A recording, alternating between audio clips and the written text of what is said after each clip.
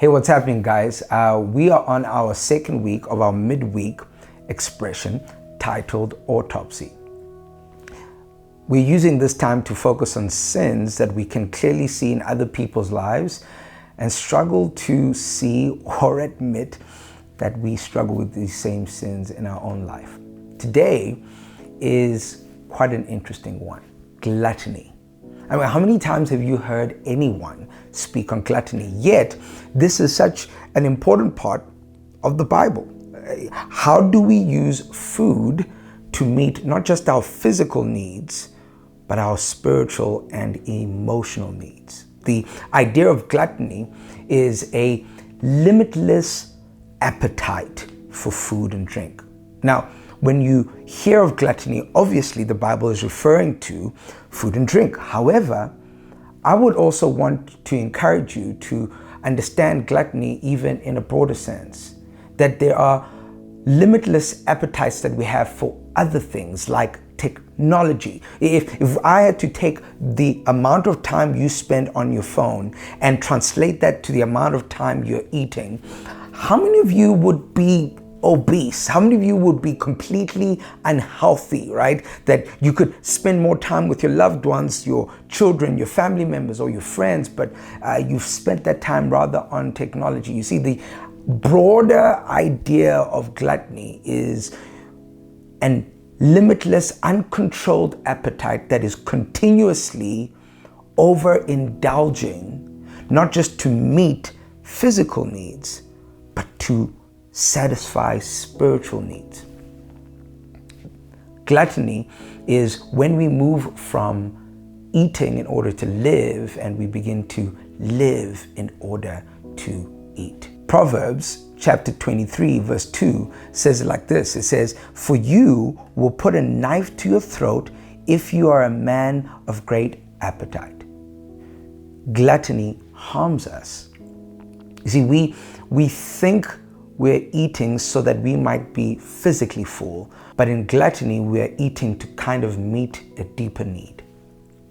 Recently, I heard from my doctor that I have this iron deficiency, which means that at times I am eating and I'm physically full, but I'm still deficient of iron. And so I need to eat the right foods in order to replenish iron in my system. And I think that's true for many of us, that we are full physically, but the reason we continue eating is because we're not full spiritually. So today I want to give you, again, 3 doors that could point that you might be going down this route of gluttony. Door number 1 is being overwhelmed. Have you ever been so stressed out that you don't even recognize how much food you're taking in, right? You're actually using food to numb down the stress levels you're feeling instead of taking it to the Lord in prayer?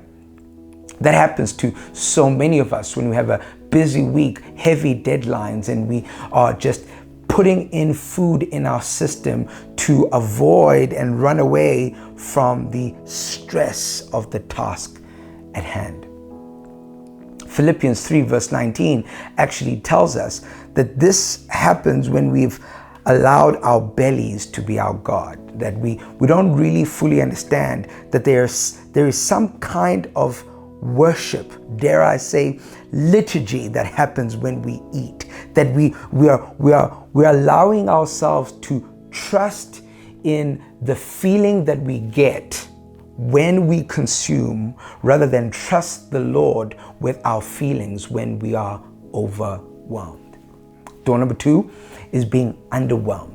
Being bored, sitting around doing nothing. And in order to buy time, instead of reading a book, taking a walk, spending time with family, engaging in a engaging conversation, we end up eating. We try to pass time and not feel time by eating more and more and more. And sometimes even eating food that we know isn't healthy for us, but it just makes us feel good, makes us feel alive again, brings a little bit of energy to us. Why? Because we feel underwhelmed. The last door I want to suggest to you is avoidance.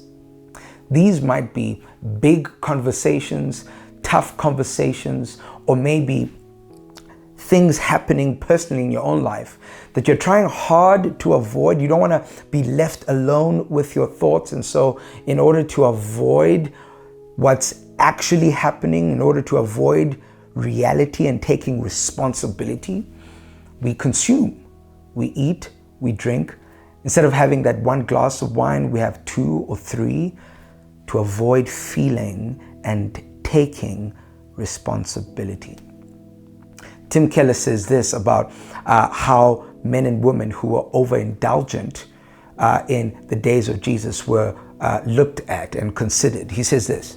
He says, a man who indulged in excessive eating, drinking, sleeping, or even sex, who failed to rule himself, was considered unfit to rule his own household. Why? Because if you lack the ability to control what you consume, you will lack the ability to lead that which you have been given responsibility over.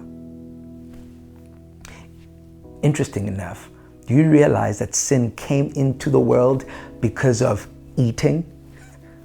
That Adam and Eve had many options of beautiful trees that they could have gone to, fruits that they could have taken, but instead of eating of those fruits, they were spending their time looking at the fruit that they weren't supposed to eat. And their whole idea was this, that if I eat of this fruit, I will become something. Do we recognize that sometimes when we are eating, we're hoping to become something? We're hoping to relieve ourselves of our current state so that we might be in another state. Also, a story found in Genesis, a guy by the name of Jacob and his brother Esau were at odds with each other. And Jacob actually wanted Esau's inheritance, and he got Esau's inheritance by doing what? By food. See, Esau was so governed by his appetite that in a moment of hunger, he sacrificed that which was his own inheritance for a meal. I hope that meal was good, but man, it couldn't have been good enough to give away your inheritance.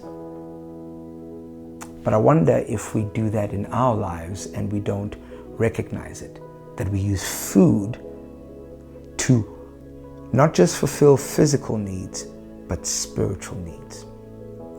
So here's a question I want to ask you today.